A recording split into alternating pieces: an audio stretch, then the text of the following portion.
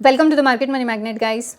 आज यहाँ इस वीडियो में हम बात करने वाले हैं, जैसे आप सब जानते ही हैं कि क्रूड ऑयल जो है ये $91 पर बैरल पर जा चुका है और इसके पार जाने का इंडियन स्टॉक मार्केट के लिए एक बड़ा खतरे की शुरुआत है, हम ये बोल सकते हैं। क्या हम इसके ऊपर भी आज ब्रेंट क्रूड ऑयल जो है 91 बैरल पर डॉलर पर जा चुका है, ऊपर जा चुका है। इसका सीधा असर जो है ये इंडियन रुपीस पे पड़ेगा, इंडियन इन्फ्लेशन पे पड़ेगा और इस वजह से एक जो फियर है ये हमें मार्केट में इसका आज रिफ्लेक्ट होता हुआ देखने को मिला है। आज निफ्टी 50 सेंसेक्स दोनों में भी दबाव था, जबकि रुपया जो है ये करीब 95.68 रुपीस प्रति डॉलर तक हमें कमज़ोर होता हुआ नज़र आया है। लेकिन असली सवाल क्या है यहाँ पे, अगर क्रूड ऑयल $95 या $100 से ऊपर चला गया तो निफ्टी और सेंसेक्स कितना असर पड़ेगा निफ्टी और सेंसेक्स पे। साथ ही साथ हमें ये भी जानना है कि किन सेक्टर को नुकसान होगा, किन कंपनियों को फ़ायदा मिल सकता है। ये सारी चीज़ें आज हम इस वीडियो में कवर करने वाले हैं। सबसे पहले तो क्रूड ऑयल अचानक क्यों बढ़ा। अब क्रूड ऑयल अचानक क्यों बढ़ा, अगर हम इसकी बात करें तो मिडल ईस्ट में जो जियोपॉलिटिकल टेंशन हमें देखने को मिल रहा है उसकी वजह से यूएस ईरान का जो सीज फायर का अवधि था, जो एक टाइम लिमिट था, वो ख़त्म हो चुका है और एक नई बातचीत को लेके अनसर्टेनिटी बढ़ने लगी है मार्केट में, क्योंकि एक डर है ऑयल सप्लाई को लेकर कि ऑयल सप्लाई डिस्टर्ब होगा या बंद भी हो सकता है। इस वजह से जो क्रूड ऑयल है ये $91 पर बैरल पे हमें जाता हुआ देखने को मिला। मार्केट में एक सिंपल रूल है, सप्लाई का डर बढ़ेगा तो ऑयल के प्राइसेस बढ़ेंगे, यानी इंपोर्ट जो है ये कंट्री का इंपोर्ट पे हमें कंट्री के पूरे दबाव आता हुआ बढ़ता हुआ देखने को मिलेगा। और इंडिया दुनिया के बड़े ऑयल इंपोर्टर में से एक है, हम बहुत ज़्यादा ऑयल इंपोर्ट करते हैं। अगर सेकेंड रीज़न हम इसका जानने की कोशिश करें तो सेकेंड रीज़न है इंडिया के लिए महंगा क्रूड ऑयल इतना बड़ा खतरा क्यों बन रहा है, क्योंकि इंडिया अपना क्रूड ऑयल रिक्वायरमेंट जो का करीबन 85% इंपोर्ट करता है। इसका मतलब है क्रूड ऑयल महंगा होते ही इंडिया को ऑयल खरीदने के लिए ज़्यादा डॉलर खर्च करने पड़ेंगे। और एक्सेस सिक्योरिटी के अनुसार अगर हम बात करें तो क्रूड ऑयल में हर $1 की बढ़ोतरी से इंडिया का एनुअल ऑयल इंपोर्ट बिल जो है ये 1.5 से लेके $2 बिलियन तक के बढ़ सकता है। जी हाँ, यानी अगर क्रूड ऑयल $90 से $100 तक पहुंचता है तो सिर्फ प्राइस इंक्रीज के कारण इंपोर्ट के बिल पर काफ़ी बड़ा दबाव बनने वाला है, बहुत प्रेशर आने वाला है। इसके अलावा तीसरा है जो है ये है रुपीज़, यानी क्रूड ऑयल इंटरनेशनल मार्केट में डॉलर में ख़रीदा जाता है, ये हम सब जानते ही हैं। ऑयल महंगा हुआ तो इंडियन मार्केट में इंपोर्ट को ज़्यादा डॉलर खर्च करने पड़ेंगे, इससे डॉलर का डिमांड जो है ये बढ़ने वाला है और रुपीज़ पे और भी प्रेशर बनने वाला है। आज रुपीज़ 95.68 प्रति डॉलर तक के वीक होता हुआ नज़र आ रहा है। हालांकि आरबीआई ने करेंसी वोलेटिलिटी को नियंत्रित करने के लिए जो इंटरवेंशन है वो किया था। अब सबसे बड़ा प्रॉब्लम यहाँ क्या होने वाला है कि जो क्रूड ऑयल है ये अगर बढ़ता है तो डॉलर की जो डिमांड है ये भी बढ़ेगी। डॉलर की डिमांड बढ़ेगी तो हमारा रुपीज़ वीक होगा और अगर रुपया कमज़ोर होता है तो इम्पॉर्टेंट गुड्स और बहुत सारी इम्पोर्टेंट इनपुट्स जो है ये महंगे होने की जो है एक संभावना हमें देखने को मिलती है। अब इसके अलावा एक और ख़तरा जो बहुत बड़ा हमें देखने को मिलता है वो है इन्फ्लेशन। यहाँ सबसे इम्पॉर्टेंट पॉइंट है, क्रूड ऑयल सिर्फ पेट्रोल या डीजल की कहानी नहीं होता। क्रूड ऑयल महंगा होना ट्रांसपोर्टेशन, लॉजिस्टिक, मैन्युफैक्चरिंग और कई सप्लाई चेन की कॉस्ट को बढ़ाता है। मतलब सीधा सा लॉजिक ये है यहाँ पे कि क्रूड ऑयल अगर बढ़ता है तो ट्रांसपोर्टेशन बढ़ेगा, ट्रांसपोर्टेशन के साथ साथ प्रोडक्शन कॉस्ट बढ़ेगी, प्रोडक्शन कॉस्ट के साथ साथ गुड्स की कॉस्ट बढ़ेगी, उसके साथ साथ जो इन्फ्लेशन है वो भी बढ़ेगा, उस पर भी प्रेशर आएगा।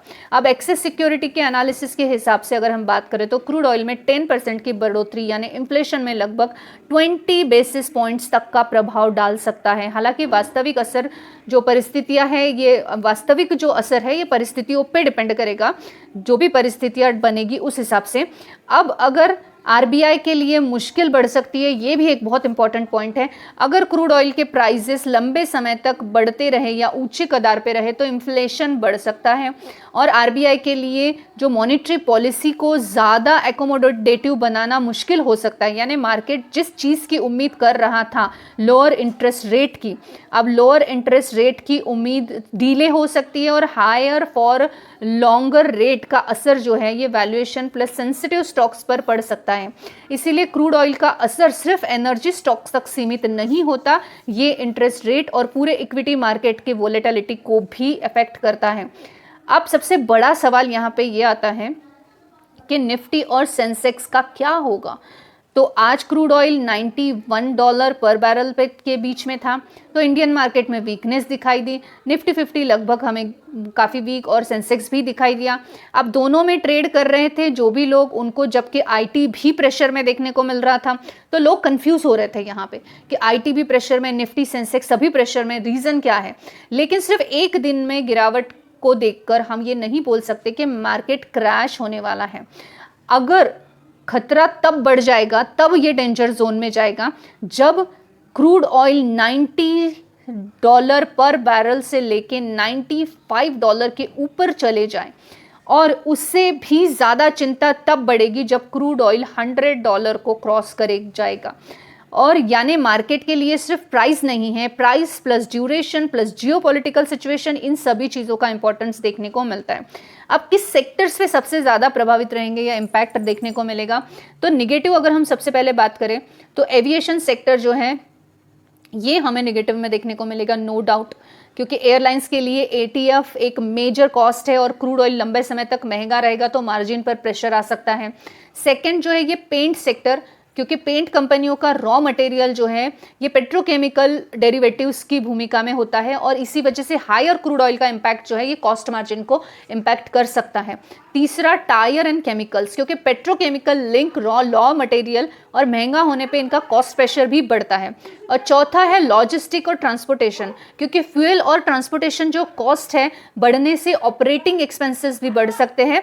और इसके अलावा कंज्यूमर कंपनीज जो रहेंगे, अगर ट्रांसपोर्टेशन और रॉ मटेरियल का कॉस्ट बढ़ेगा तो लेकिन कंपनीज पूरी कॉस्ट कंज्यूमर्स तक पास नहीं कर पाती तो मार्जिन भी दबाव रहेगा। लेकिन कुछ सेक्टर ही होगा यानी फायदा होगा। वो सेक्टर्स कौन से, अगर हम वो बात करें तो सबसे पहले पोटेंशियल वाले यानी अपस्ट्रीम वाले ऑयल एंड गैसेस वाले जो कंपनियां हैं, कंपनियों को हमें जो है बेनिफिट होता हुआ देखने को मिल सकता है। अगर क्रूड ऑयल के प्राइसेस बढ़ते हैं या अपस्ट्रीम होते हैं प्रोड्यूसर्स के, तो हायर जो रियलाइजेशंस हैं वो हमें देखने को मिलेगी। लेकिन कंपनी स्पेसिफिक फैक्टर्स देखना ज़रूरी है, ऐसा नहीं कि सभी कंपनियों को फ़ायदा हो सकता है।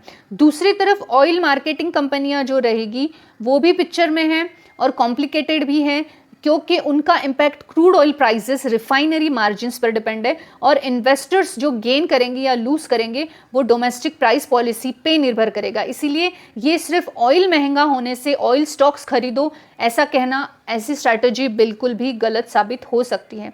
अब एफआई का सेलिंग का भी खतरा यहाँ पे बढ़ने वाला है, क्योंकि क्रूड ऑयल स्पाइक होता है तो ग्लोबल इन्वेस्टर्स का रिस्क जो है ये कम हो जाता है और आज इंडियन इक्विटी में जो फॉरेन इन्वेस्टर्स का सेलिंग है वो भी देखने को मिल रहा है। और उन जो रिटर्न्स के अनुसार एफआईएस ने करीबन 25.35 बिलियन रुपीस का, करीबन 2535 करोड़ का नेट सेलिंग किया है आज एक दिन में।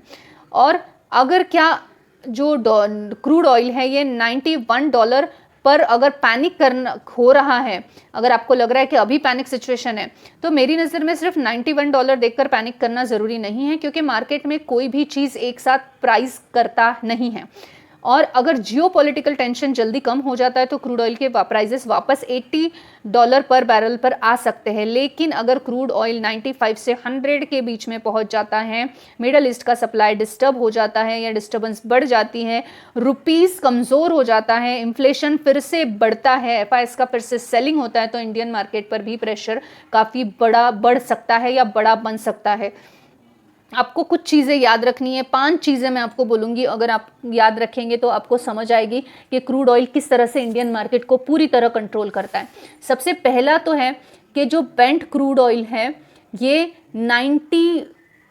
$95 से $95 या 100 के लेवल जो इम्पॉर्टेंट साइकोलॉजिकल जोन बन सकते हैं। तो ये चीज़ें आपको एक 5 इंडिकेटर्स याद रखो कि इधर अगर जा रहा है क्रूड ऑयल इन प्राइसेस पे तो मार्केट में एक बड़ा फॉल आ सकता है। सेकेंड जो है वो है USD या INR। अब INR यानी रुपीस लगातार कमज़ोर हो रहा है या स्टेबलाइज करता है, ये चीज़ें आपको देखना है USD से INR का कंपैरिजन करके।